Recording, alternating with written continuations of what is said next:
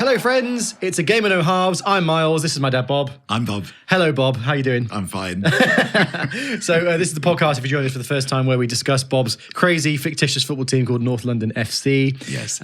Which has existed inside Bob's head for 35 years, but he plays games physically around the house with a foam football that's on the table in front of us. This is it. And keeps statistics and types them out and tables and goal scores and everything that go back 35 years. You can curl this into the top right-hand corner. I'm not kidding. I'm sure you can. Yeah.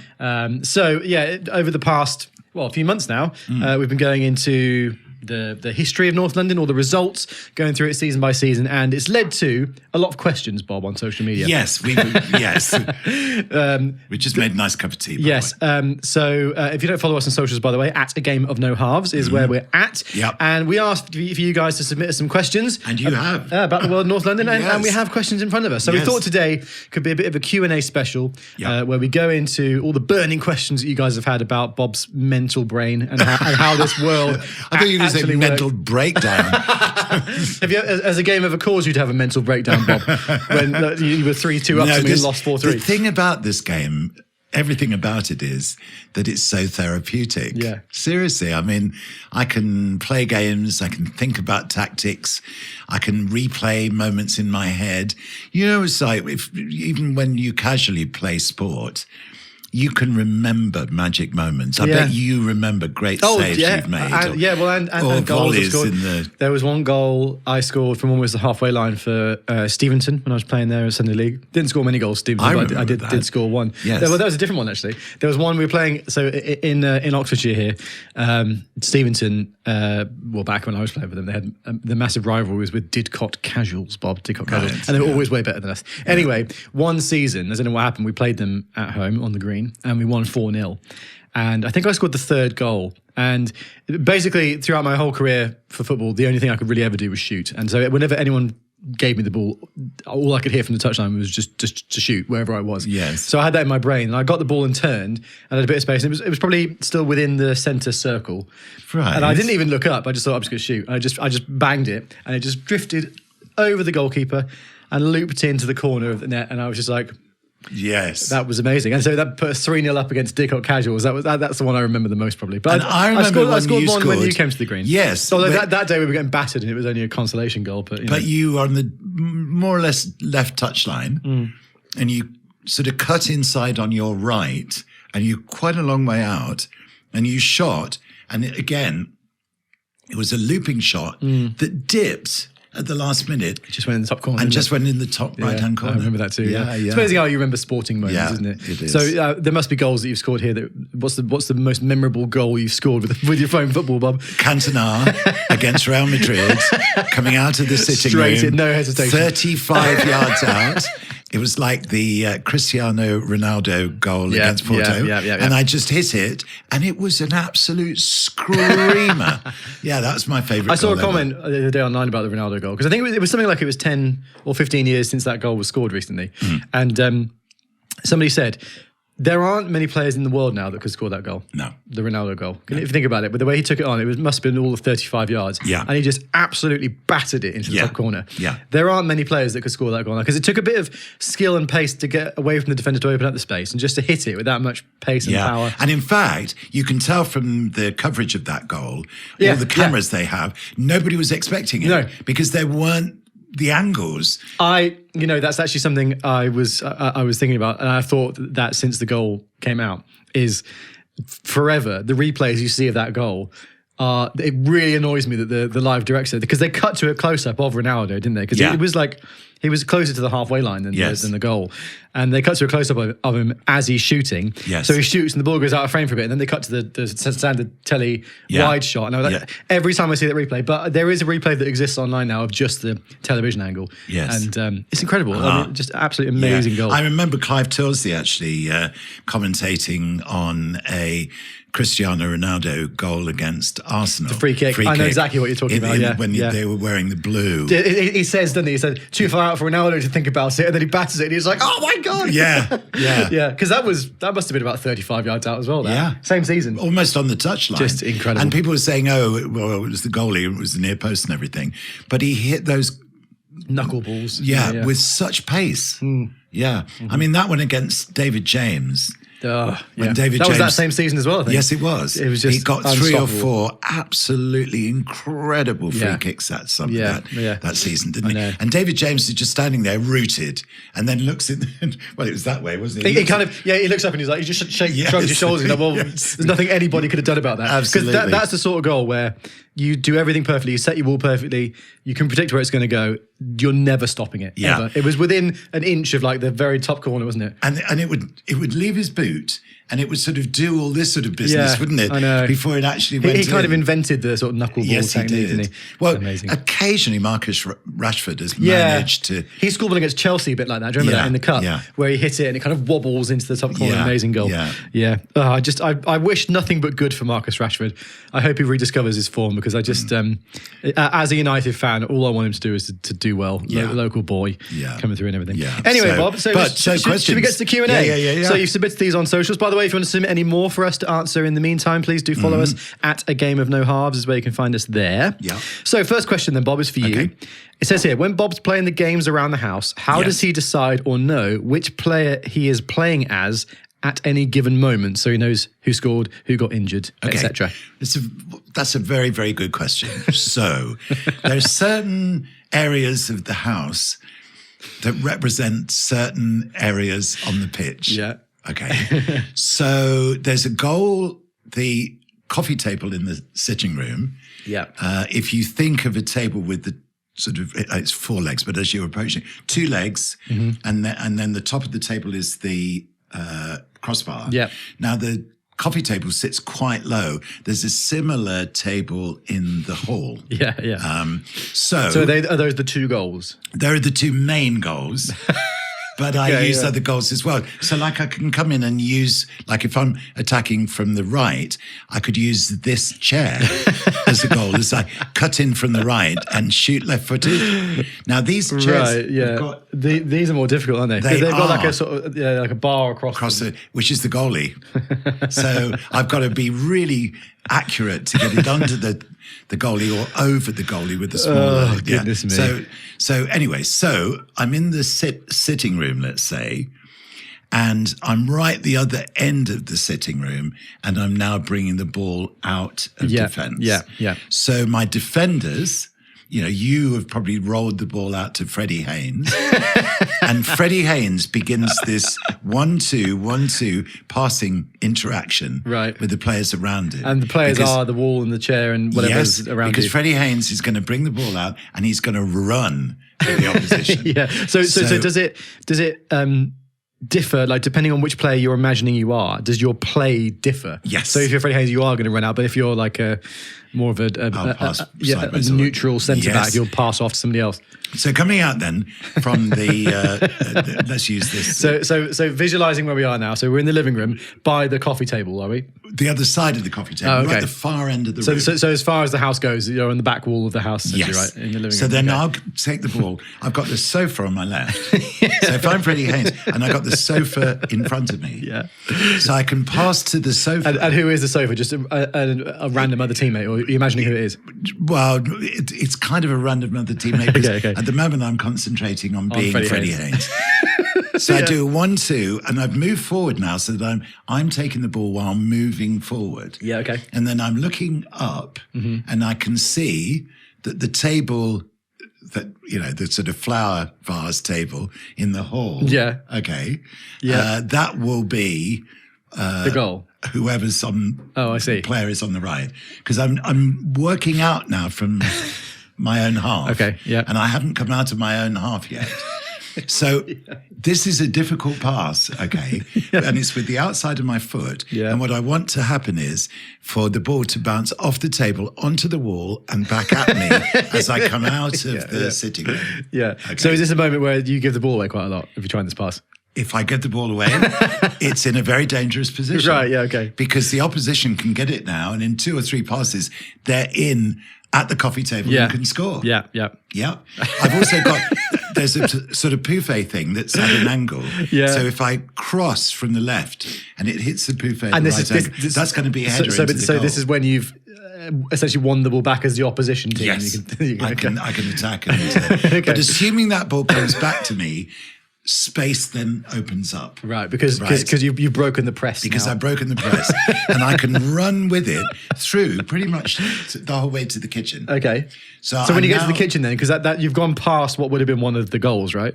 In one of the worlds. But in pitch terms, I'm just crossing the halfway line. Okay. So I pass through to the kitchen, and now as I get the ball back, I sort of turn as if receiving it, but going in the opposite direction. Right. Because now... So you're coming back where you came from? Yes, because now I am attacking the goal. Oh, right, okay, fine. Yeah, so you're now trying to score in that same coffee table in the living room. And I can use lots of areas now. I can say, for example, the little study. I can, if I'm under pressure, I can pass against the radiator. And it comes back at me. Right. I can pass against the wall and it comes back at me. Yeah. And I can use the angle. What we're going to need to do on socials, I think, is to get you to do a video demonstration of this at some point. Yeah. Because I think that would be fascinating. So, and now, assuming the move's gone control of the ball, and you see all the difficulties I'm setting myself. Yeah. I've got to keep, but I'm still Freddie Haynes, or I might have relinquished now to, I don't know who, let's say Riquelme, who was, and Riquelme, I used to love being Riquelme. And sometimes, like, I'd turn again, because now I've received the ball and I think to myself, the table in the hall, I've got my back to it, but you know what I'm going to do? I'm going to swivel and I'm going to shoot. And if that goes in, I am absolutely, you go mad. I'm telling you. Yeah. Right, so basically in your head, you're imagining every time you pass it off something. I've got somebody in my head. Yeah, okay. And that goes to the opposition as well. When you give the ball away. That's the thing. I mean, I can't be as familiar with all the players on every team that I play. Yeah. So sometimes I'm playing I'm just sort of playing, which is the only time the opposition is less convincing. Yeah. Because if I don't really know what player it is that I've got at my feet, do you know what I mean? Yeah. So... But when it's North London, every second I know exactly where I'm going or what I'm doing or what I'm trying to do. I see. And in really good moments, I could create, well, you've seen it, Mars. Fantastic skill. Seriously. Oh, brilliant. Okay, so there you go. Hope that answers your question. Yeah. Another one for you then, Bob, and this is actually quite interesting.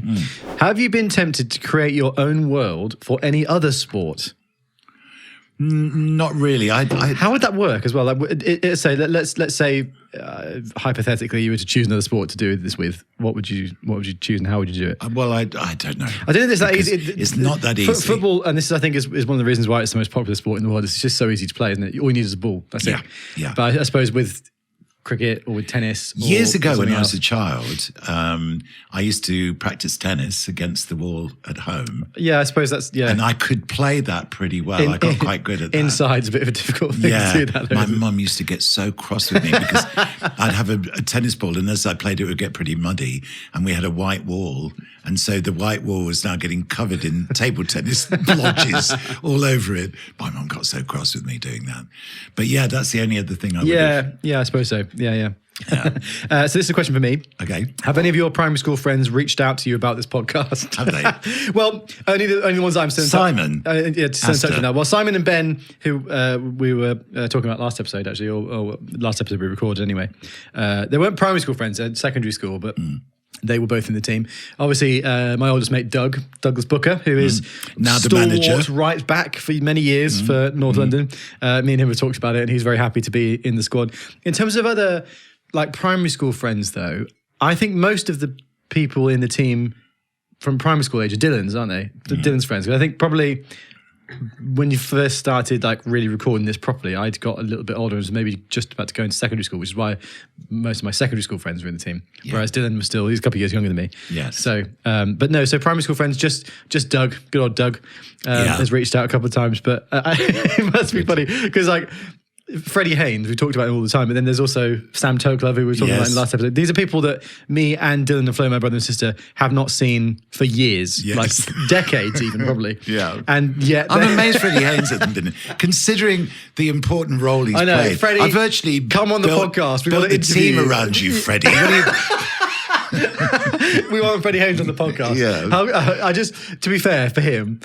how weird must it be to be like this guy, this dad of some people I used to go to primary school with who I barely know, has this very like close relationship with me in a fictitious world, and I'm a footballer, and even Ramesh Ranganathan knows my name. Freddie Haynes, oh, good old Freddie Haynes, but absolute North London legend, isn't he? Yes. Freddie Haynes. But that's funny because this is a question that hasn't been asked on this particularly, but might be good to touch on, is like how would you go about, obviously you've got the real world players that you sign and you bring in, and those are just players that you scout. Yes. But in terms of the youth academy prospects that are in the team, how would you go about choosing who comes in? This is a bit of a problem now because of course you don't live here anymore.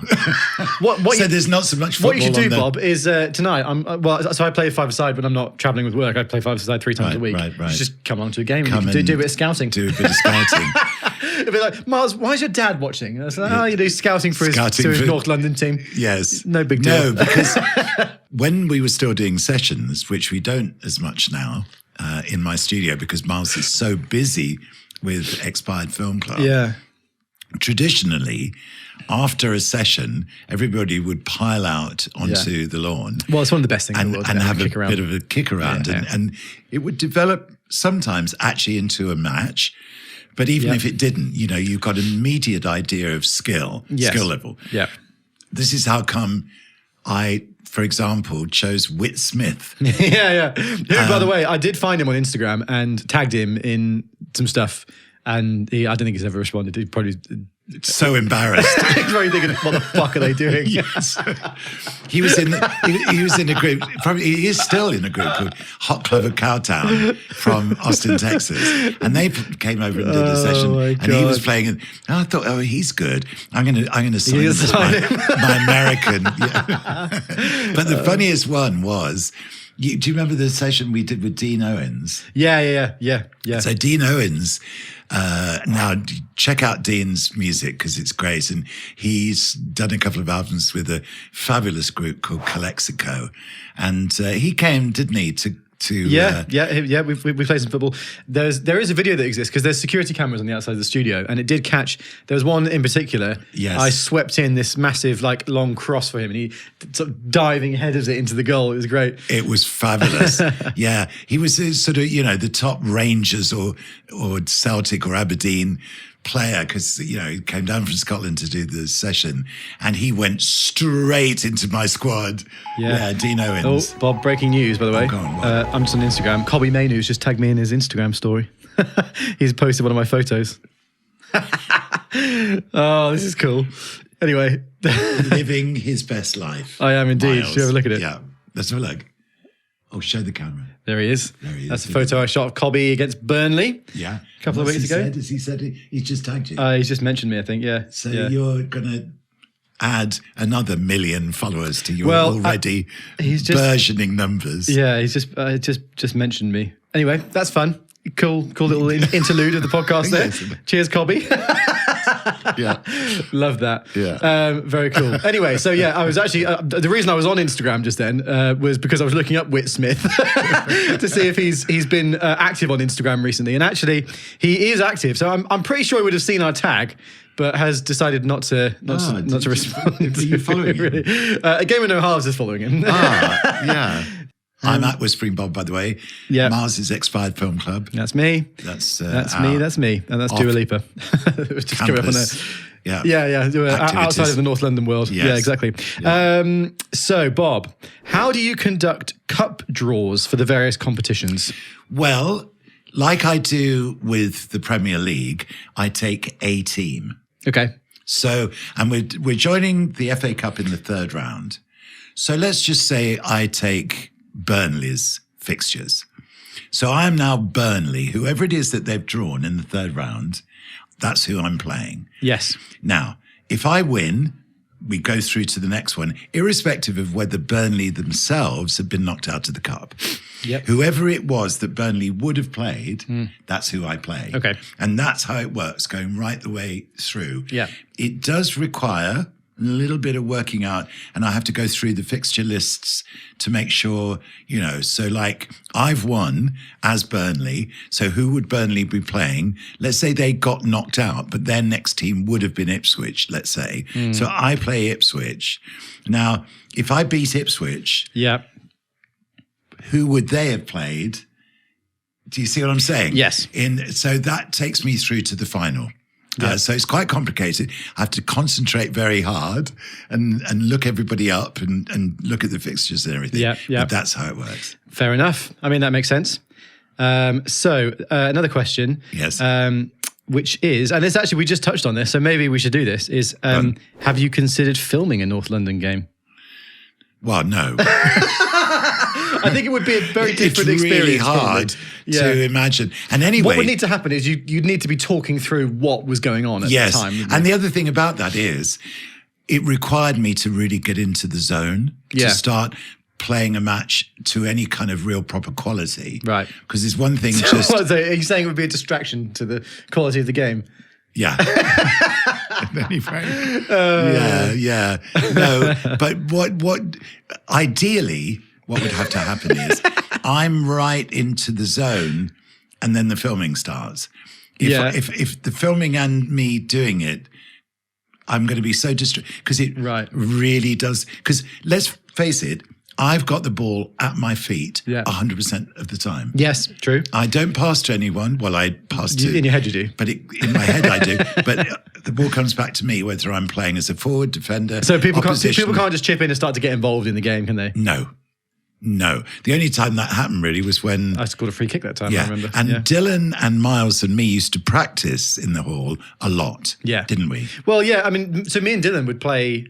Because obviously, being kids and there's a phone football hanging around the house, we just belt the ball around and play some games. I mean, we did it differently to you because it was me against Dylan and there's like 2 doorways and we just play a little faux game. And I used to join in with those as well. So that did happen. And yeah, I mean, it was just, it's very, very good fun. It's like anything. I think like lads particularly, we could just turn anything into a game or a competition, can't we? And so it's a bit like pants. That.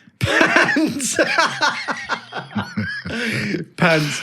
But yeah, pants is like our North London, I suppose. Explain the game Pants, Miles. It's so stupid, this. So me and Dylan used to share a bedroom when we were younger. And so we had a single bed either side of a room. And I don't know why.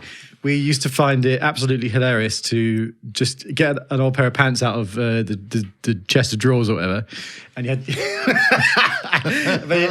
each got to lie looking straight up on your own bed, and the idea of the game is that you're not allowed to move as the pants fly towards you. So you're lying down, so is Dylan, who is a bit to my left, and we'd fling these pants, and the idea is you've basically just got to try and make them land on the other person's face, right? But we always used to do it so that like if it was in the summer, we'd leave the window open and like accidentally on purpose like throw the pants out the window, all this sort of stuff. And there was one year that we must have been playing pants or something or other, and like a pair of pants. Well, no, I know what it was. I know what it was. We used to have like an inflatable swimming pool out the back, and I think we thought it'd be really funny to just maybe have a little variation of the game Pants and bring a pair of pants down and get them really wet and just start flinging them at each other. And so what we did is we got this pair of pants on a stick and flung it. I remember this so well. And we flung it so high that it got stuck on the roof. it was in the top of a tree. Oh yes, that's right. And we just couldn't get down. It was there forever. And then as autumn and winter came, all the leaves fell off this tree, and there was just this pair of old pants hanging in the top of the tree like a flag. So yeah, pants was our game, I guess. It was so fun. I wonder if those pants are. No, I don't think they are still there, are they? They must have. Maybe they've probably like decayed over the years. They've been there for so long. Yeah. And then there was Ken Nee. Yeah, Ken Nee. Yeah, we used to do that. So there's a balcony at the house as well. We used to have a little basketball net down here. Yeah. And it depends how much you want to digress into stuff. But if any of you who are listening or watching have seen, there was like a viral video from a talent competition. It was like, I can't remember now, Romania's Got Talent or something like that. Right. And this woman is singing, and she obviously English isn't her first language, and so she's singing "Without You" by Mariah Carey. Okay. the chorus of which is "Can't live if living is without you." Yes. But this woman obviously she kind of learnt the song by listening to it, and so she sings "Ken Lee" as if it's about a guy called Ken Lee. Yeah.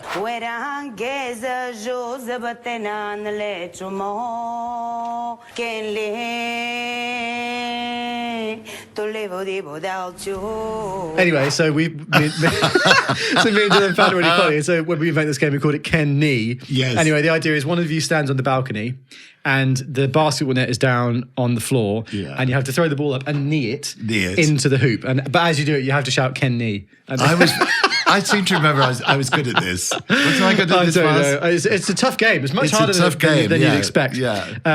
Anyway, we digress. But thank you, Brian, for that question. Digress brilliantly, though.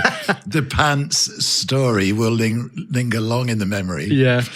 So Brian asked the competition about asked the question about the cup competitions, and Choi asked us about have you guys considered filming the North London game, which would be fun. Yeah. So, Bob. Yes. Submitted by Alex. What keeps the interest up for so many years?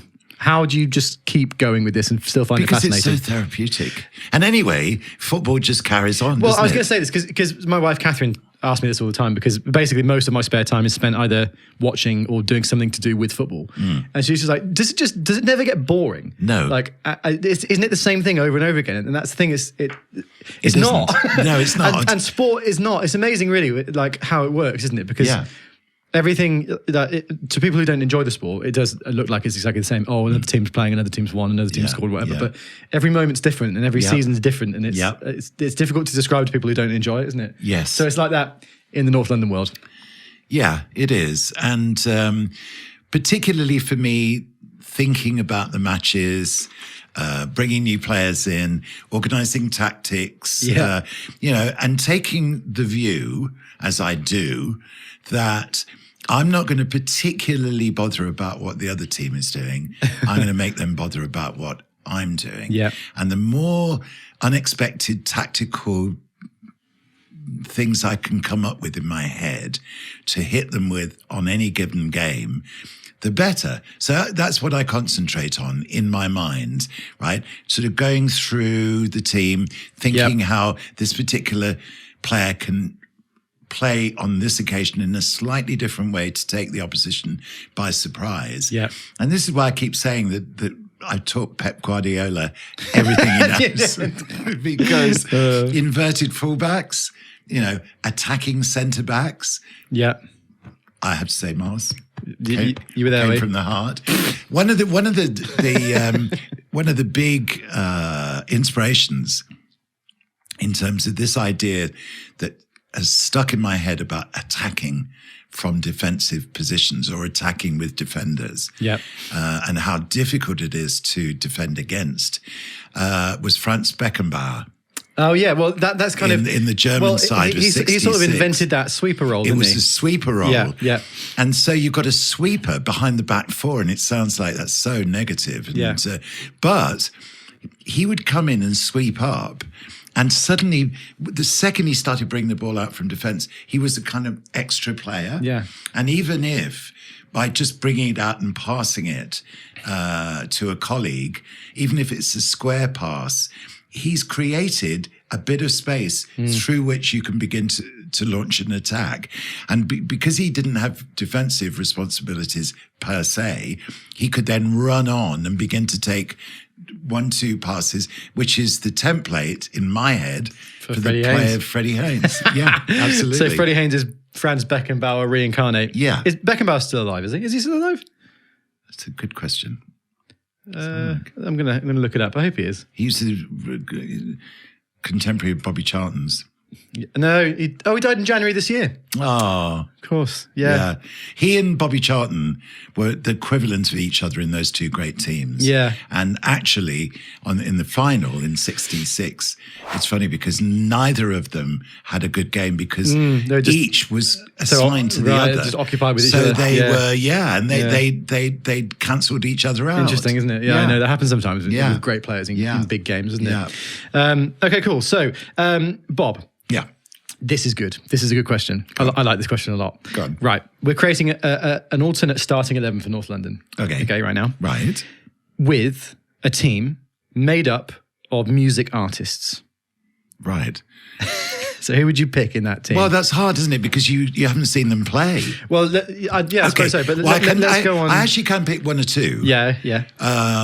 Not necessarily musicians, but I remember a couple of old charity matches that I played in when I was first at Radio 1 in the early 70s. I've seen photos of these. And in fact, I found we found some old photos of black and white film shots of you during these games, didn't we? Which was very cool. The pitch looked like a ploughed field, didn't it? Yeah. Some of the professional pitches in those days did a lot of the time as well, didn't they? Yes, they did. Yeah. So, they did. Robert Plant. Yeah. We played against a Wolves team. I was going to say he's a big Wolves fan, isn't he? Isn't he part of the directors or something? Yes, he is. I think. And Robert played, Tony Blackburn played. I can't imagine Tony Blackburn being a very good footballer. Terry Wogan played. Well, there's three straight away. Yeah, okay. yeah. Keep going, Bob. I'm going to start typing these into a formation. Okay. I'm struggling to... it was a sort of pro-celebrity 11. So Emlyn Hughes was our left back. And we were playing against... the other fullback, Cyril Knowles. A name unknown, I'm sure, to many, many of our younger viewers. But Cyril Knowles played for Spurs, and it was the chant that was invented for him that went, "Nice one, Cyril. Nice one, son. Yeah. Nice one, Cyril. Let's have another one." Nice. Yeah.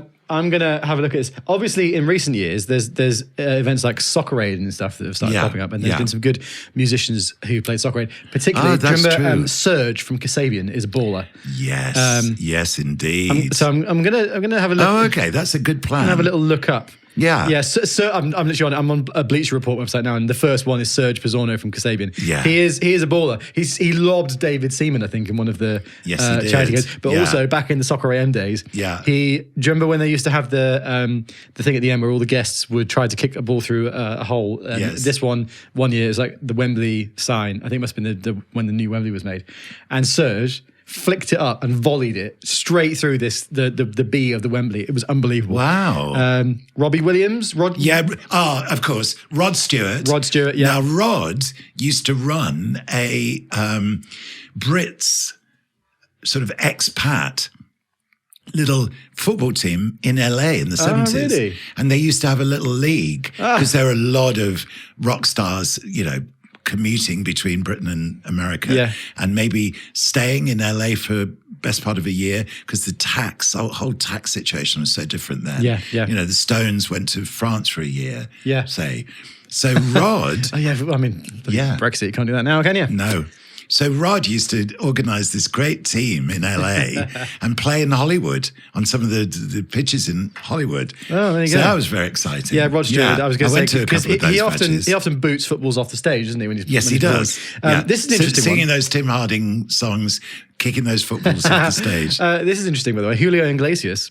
He's the biggest selling Latin American musician of all time. But apparently, this is according to Bleacher Report, before he started crooning, Enrique's dad was a talented footballer who played in goal for Real Madrid's Castilla side. Indeed, that's true. A car true. crash during the 61-62 season put an end to his career on the field. When a nurse in the hospital gave him a guitar, he started a new path. Yes. So interesting. Yes, that is true. Isn't that interesting? Ollie Murs. I think Ollie Murs has had a... Ollie Murs. I think he's appeared for some team fairly recently. It says he has. He played in. It's not Oldham or so. It's something like that. Yeah, he played non-league for a few seasons, but an injury cut his career short. Yeah. David Gray. I didn't know that. Did you know that? He's a lifelong Man United fan who goes to Old Trafford whenever he can. Well, there was a moment where David came into my show to play a session on a Wednesday evening. This is at GLR. Yeah. And United were playing in the Champions League. Yeah. And they scored in the middle of one of his numbers. He was singing, we're watching the screen, and they scored, and we both just went, right. Yeah. And I said, I'm really, really sorry, but it's the Champions League tonight, and David and I have got the screen on. Funny. So Dean Owens has got to be in, isn't he? Oh, Dean Owens, of his course. Brilliant header. Oh, yeah. And Dan Olsen. Dan Olsen, yes. Yes. Well, he is actually in the team. Yes. Dan Olsen is the star around which the current team is built. This is present day North London, isn't it? Him and Jude Bellingham are my sort of dual number 10s. I mean, come on. It's just... Dan Olsen. Yeah. If Dan listens to this, I'm sure he'll be delighted with that. So Dan, we've explained before, but he is from the Faroe Islands. Yeah. And he is a singer. Yeah. And he also is a very, very good footballer. To be fair to him, he is very good. And obviously in the Faroe Islands, they have such a low population that... if you're a semi-decent footballer, you do tend to make it quite big in the Faroe League system. Yes. And he has played in Champions League qualifying games for a Faroe Islands team. And when he came here and studied just juggling with the ball and kicking the football, I thought, oh my God. He is very good. My dream signing. Yeah. Nicky Burns, St. Vincent. I'm just looking at other players. Steve Harrison, Iron Maiden. So at the minute then, Bob. Yeah. The 11 is Robert Plant, Terry Wogan, Tony Blackburn, Rod Stewart, Serge Pizzorno, David Gray, Dean Owens, and Dan Olsen. So that's 1, 2, 3, 4, 5, 6, 7, 8. So we need three more places to fill. Okay. Who have you been impressed with, Mars, when we've had bands? Well, I mean, Johnny Morgan, who's your emerging artist of the year. I played five-a-side with Johnny quite a bit, so he could potentially get in the team. Yes, he could. Well, I mean, Rob Vincent. Vincent. Okay, yes. Because Rob played football a lot. Rob Vincent. We'll put Johnny in. Yeah, okay. Because the first time that I recorded with Johnny, we basically... rather than record music, we just ended up playing football on the whole week. so in the team are two of my emerging artists Americana emerging artists of the year from years gone by. Yes, so that's good Rob as well, and Johnny. So we need one more position. So let's start picking positions, Bob. Who's going to be in goal? Somebody tall. Somebody tall. Yeah. Well, Rob's tall, but he's Rob's not. Tall, but no, he's a good outfield player. He's not really a keeper, is he? You can't go in goal, can you? It's the engineer. I'm not a musician, really. I would say so. No, I'm already in the team. So so is Dan Olsen though, but I suppose So maybe goalkeeper is the position that we need to find. A tall, who's a really tall musician that you've seen at some point over the years, Bob. Who's the guy who was in Inglorious? The lead singer of Inglorious, guy with the blonde hair. I can look it up. Yeah, let's. Inglorious lead singer. Yeah.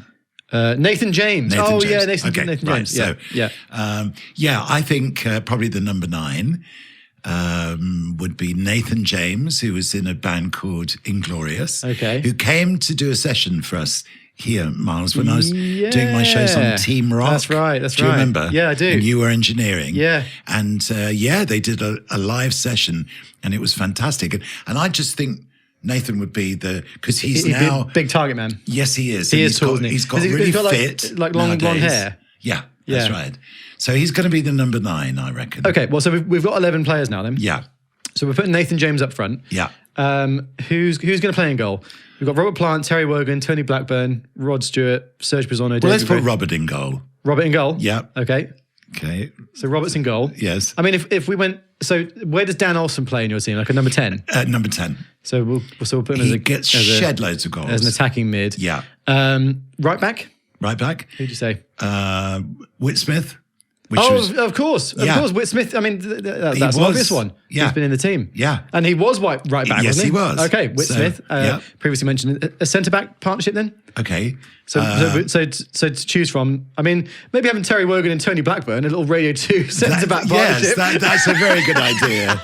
Yeah. So they've got Radio 2 at the centre of defence. Yeah. Left back, so, I mean, Rod Stewart's still to be chosen. I know Rod's going to be another creative. Sure, what's our lineup? Our formation? I think 4-4-2. I was going to say let's go 4-2-3-1. Surely, if it's 4-2-3-1. Okay. If it's classic North London. So Dan Olsen's the fulcrum at number 10. Yeah, so he's the attacking mid. The 3. Yeah. So he's got players either side of him. I think we should put Rod on the left. Okay, Rod Stewart on the left. Yes. Yeah, all right, I can do that. Yeah. Hang on, I'm just trying to... so if we swap him with Robert Vincent, that means that Rob will be left back. But Rob's quite tall, isn't he? No, he is. Maybe Rob could be he'd be quite a good holding mid, possibly. Yeah. Okay. So maybe put David Gray at left back. Yes. Okay. Okay. So David Gray left back. Yes. Serge he's got some skill, so maybe he should be on the wing. He's quite tall as well, actually. Put him on the right wing then. Right wing. Dean Owens in defensive mid. Yes. Okay, the team's coming together. Yes. We haven't yet found the space for Johnny. Maybe Johnny's going to be on the bench. He's going to be very disappointed about that. Okay, so right now then, Bob. Okay. Here's where things are looking. So Right. in goal. Yeah. Well, let's introduce this properly. So Bob, your musicians football team starting 11. Okay. Yes. Okay. So Robert Plant is in goal. Yes. Right back, Whit Smith. Yes. Left back, Robert Vincent. Yes. With Terry Wogan and Tony Blackburn. I think Rob, though, quite honestly, because he should be centre back. Okay. Don't you think? Yeah, okay. Because we're wasting his height and skill All right. Yeah, slightly fine. at left back. So should we move Terry or Tony to left back? I think Tony Blackburn will go left back. Of course, Terry Wogan is deceased. We do know that. But yes, of course. Yeah. Yeah, but so this is kind of, it's expanded slightly from a musicians 11 to just like a music people 11, I suppose, isn't it? So Robert Plant in goal. Yeah. Whit Smith right back. Yes. Tony Blackburn left back with Terry Wogan and Robert Vincent in central Sounds defence. good. Yeah. Two holding midfielders are David Gray and Dean Owens. Yes. On the right is Serge Pizzorno from Kasabian. Yeah. Left is Rod Stewart. Yes. With Dan Olsen just in behind Nathan James. Yes. And we've got Johnny Morgan on the bench if we need him. What do you think? Well, do you see, the one person who's, I don't know in all of that, in terms of their football skill, is Nathan James. Okay. So we should put Johnny in. So Johnny's going to go. Move Rod Stewart, and he plays number 9. Rod Stewart, he's quite small though for number 9, isn't he? Well, that doesn't matter these days, does it? Yeah, I suppose he And could he's as tall as I am. Oh, is he? Yeah, he's 6 foot. Oh, for some reason I thought he was shorter than that. Okay, fine. So in which case then, right, Bob, here is your all-time music industry 11. Okay. All right, and these are people that you have seen play football at some point. We've missed somebody really, really, really important. Yeah, go on. Bob Marley. Was Bob Marley a footballer? He was a fantastic footballer. There you go. Yeah. Okay. Bob Marley. So somebody can come out for Bob Marley. We're going to actually put him in the team because he was sensational. Who's going to come out of the team then? Well, I'd like him to play number 9, actually. Instead of Rod Stewart? So Rod, we want Rod in, though. So we got Johnny Morgan, you got Dan Olsen, Serge, Dean Owens, David Gray, Tony Blackburn, Rob Vincent, Terry Wogan, Whit Smith and Robert Plant. I think he's going to have to go in for Terry Wogan. Okay. So take Terry out centre back. Yeah. And then what, Bob Marley at centre back? No, Bob. Yeah, he could be the attacking centre back. Okay. He could be the Freddie Haynes of the team. Yes. Okay. So Terry Wogan's moved to the bench. Yes. Right. Okay. So here it is then. Bob. The Bob Harris all-time music industry 11. Right. Robert Plant's in between the sticks and goal. Yes. Right back is Whit Smith. Yeah. Left back is Tony Blackburn. Yes. With Bob Marley and Robert Vincent at centre back. Yes. You know, that sounds like a good centre back partnership. It does, doesn't it? Yeah. Two holding midfielders, David Gray and Dean Owens. Okay. With Serge Pizzorno on the right. Yeah. Johnny Morgan on the left. And Dan Olsen just in behind Rod Stewart. Oh, yes. With that is a team, isn't it?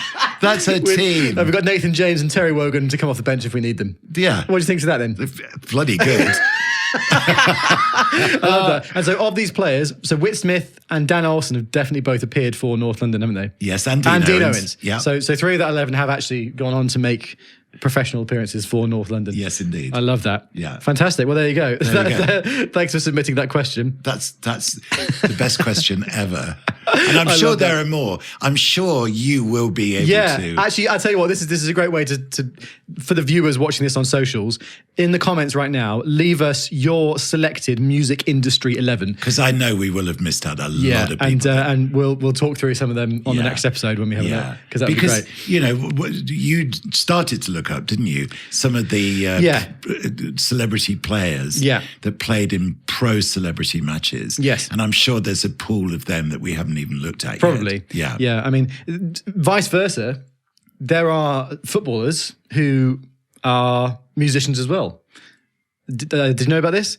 As in, I think Petr Cech is a good drummer. Okay. Have you ever seen him drumming? No, I haven't actually. he's good.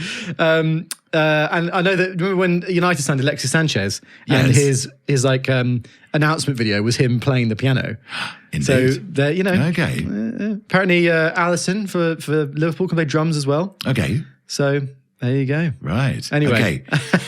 So Love that. Please on socials let us know Yes. your music industry starting 11 because I think we could Yeah, find some that would be- hilarious that stuff would be here. great. And then finally, Okay. So last question submitted by Irene. Thank you, Irene. This is leading on from how I keep telling everybody that I am a good luck charm when it comes to me shooting games and them never Yes. losing. As of recording this episode right now, Yes. since I started for my first sort of professional Expired Film Club shoot for a sports team, I have shot 19 different teams or people in different sports, and they've never lost. Right. 19 in a row. that's amazing. So if you're a team out there and you need to win, hire me. Anyway, You are Bayern never losing. Yeah, that's it. You're Miles never losing. I like that. Yeah. So this says, does Miles also bring his good luck charm to North London games? We haven't tested that theory No. lately, have we? Well, so when we film a game, Bob, Yes. I'll come along and shoot it on 35mm film as well, and then Yes. we can test that theory. Yeah, but I yeah. think me being in goal for all the years of success was probably quite a good luck charm, wasn't it? So It was, Maybe actually, I am yes. the good luck charm. To be Yeah. fair. And I was captain, wasn't I? So You were. So maybe there you go. There's a link. Maybe it is all me, really. Amazing. Well, thank you very much for all your questions, guys. If you want to submit more, by the way, we will record more of these Q&A specials every now and again. Yes, because it's good fun. And the musicians, footballers. I know, yeah. That is so good. Yeah. You know, do leave us your suggestions. Yes, please do. Yes, Yeah. we'd love to hear some comments about like musicians who can make a football team. So follow us on socials if you want to do that at A Game of No Halves, and we'd love to see you there. But I think that just about wraps things up for this Q&A special. Bob, have you got Yes, it anything does. else you wanted to cover before we Well, leave? I'm excited by our team. Yeah. I want to play that team.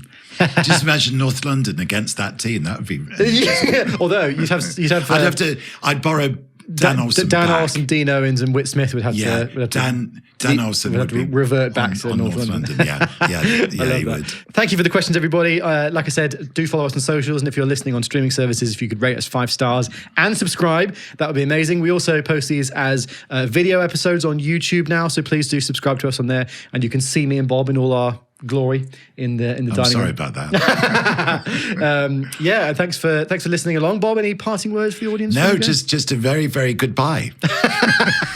See ya. Bye.